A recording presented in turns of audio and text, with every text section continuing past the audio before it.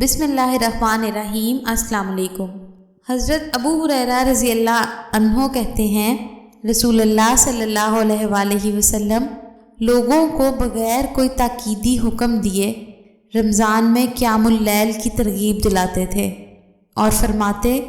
جس نے ایمان کے ساتھ ثواب کی نیت سے رمضان میں قیام اللیل کی یعنی نماز تراویح پڑھی اس کے پچھلے گناہ بخش دیے جائیں گے۔ حضرت ابو ہریرہ رضی اللہ عنہ کہتے ہیں کہ رسول اللہ صلی اللہ علیہ وآلہ وسلم نے فرمایا جب ماہ رمضان کی پہلی رات آتی ہے تو شیطان اور سرکش جن جکڑ دیے جاتے ہیں،